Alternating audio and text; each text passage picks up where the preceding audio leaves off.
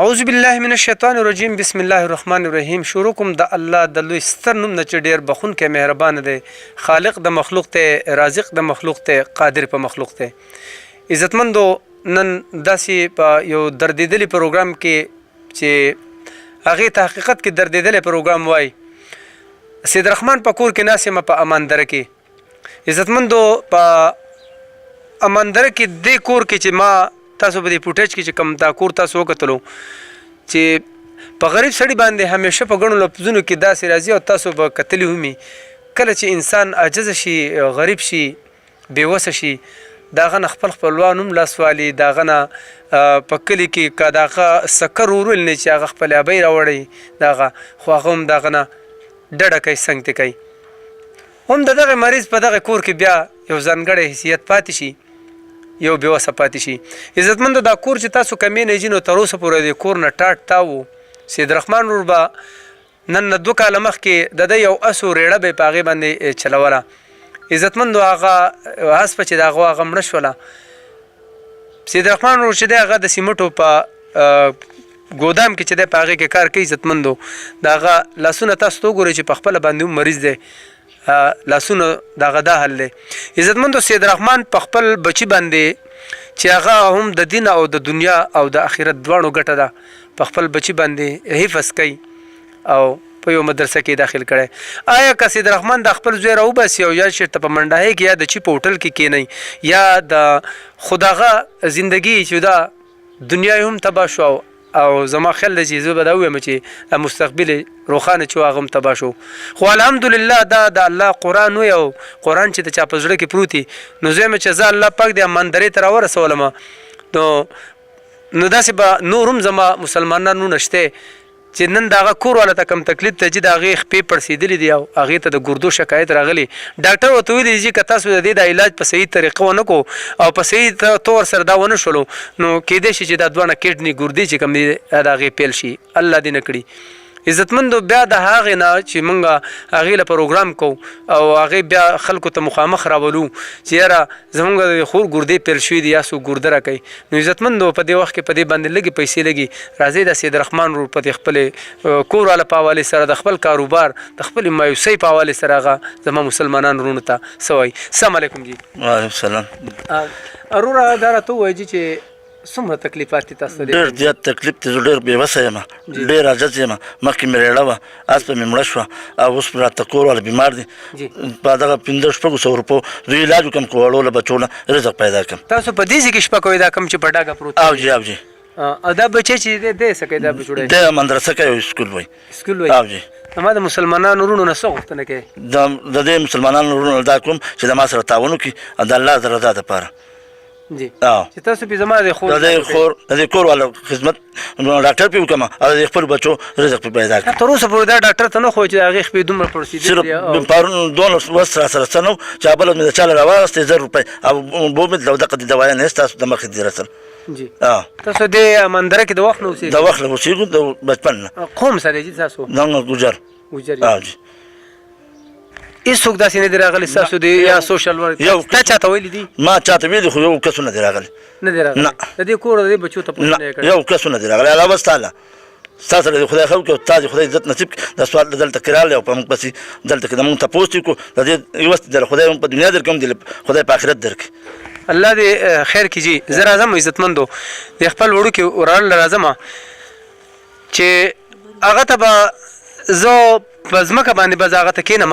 نه جي، په ځمکه به ورته عزتمندو زه کښېنم جي چې دله چې الله څونه طاقت ورکړی دی جي، دومره طاقت دونه ځواک په ما کې نشته ځکه چې هغه د قرآن حفظ حاصلوي. تاسو په خپله باندې هم وایي. السلام علیکم بچوړیا. وعلیکم السلام. بچوړیا په څومه سپاره کې؟ زه په 13مه سپاره کې یم. حفظ کوم.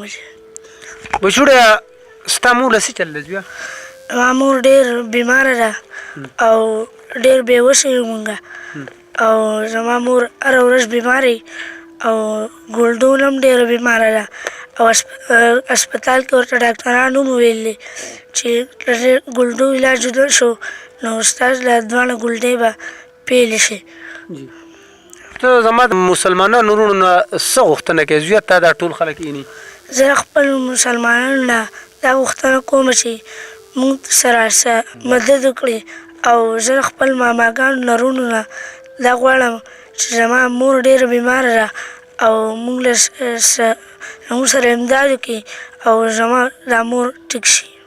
بچوړه ستاسو چې دا کور دی په دې باندې چت نشته تا دې لاندې تاسو سملی او جي دا له یخ نه کېږي زویا او جي کېږي دله او تا دا خبره به انشاءالله چې دا به څوک ځمکې ته نه غورځي انشاءالله زما ډېر مسلمانان وروڼه دي راځم هغه خپلې خور له هغې بېوسې خور له چې هغه اوس هم جي بعضې نیم خلک داسې مونږ دا نه غواړو چې زه خپلې خور الله دې کړي چې خدای دې مونږ له راکړي جي نو زه د ما دا نه غواړم چې زه د خپلې خور اواز ساتو واخلم یا د خپلې خور خو نه الله پاک په قرآن کې او زما په مذهب کې زما په اسلام کې زما په دین کې دا دي چې زکات چې الله په مونږ باندې فرض کړی دی او د زکات ذکرونه په څو واقعا د علماو د خولې نه مونږ اورېدلي هغه هم د دې ورځې دپاره دی چې مسلمان ورور ته تکلیف او بل مسلمان وس لرونکی او د هغو سره خپل مدد او د خپل بچي هغه رنګ په داسې بچو کې ویني او د دې سره خپلې خوشحالیانې شریکې کړي عزتمندو مخې ته زبرګ هم را روانه ده روجه هم را روانه ده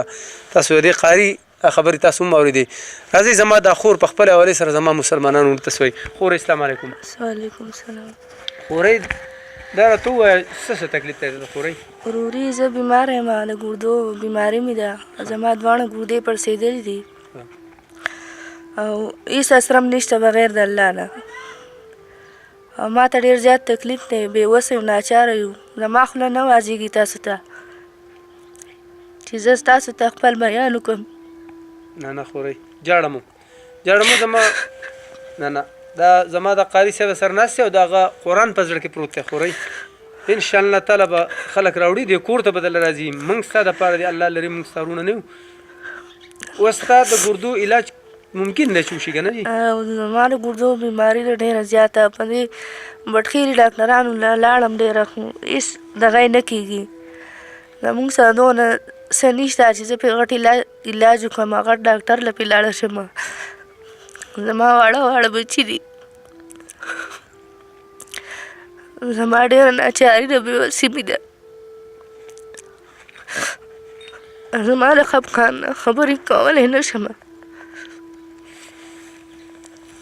بس خورۍ بس الله دې خیر کړي او دا خورۍ په دې لار کې راتلم جي او دا 2000 روپۍ ما د خپل طرفه درکړې دي جي دا اوس په دې کم از کم د دې ډاکټر د دې نورو ټیسټونو به دې وشي او دا 1100 روپۍ وي د دې کره ځئ ما او حقیقت کې وي دا ډېر مجبوره خور دی او ستاسو دا جړه به انشاءالله زه وایم چې داسې مسلمانانونه به زما د الله دې وله ژوند ورکړي د دې اماندرۍ هم یو ډېر ستر خلک دی ښه پښتانه دي الله وله ښه عزت ورکړی دی ښه وس لرونکي دي خو زما په خیال چې هغو ته پته نشته دی که نه دا داسې غیرتیان خلک دي زما د پروګرام کې وکتو هم انشاءالله خورۍ ستا خواله به یې ځان نه رسولی عزتمندو د خپل بچي رنګ د دې قاري صاحب په رنګ کې تاسو ته ښکاري انشاءالله زه خو یم چې تاسو به یې اینئ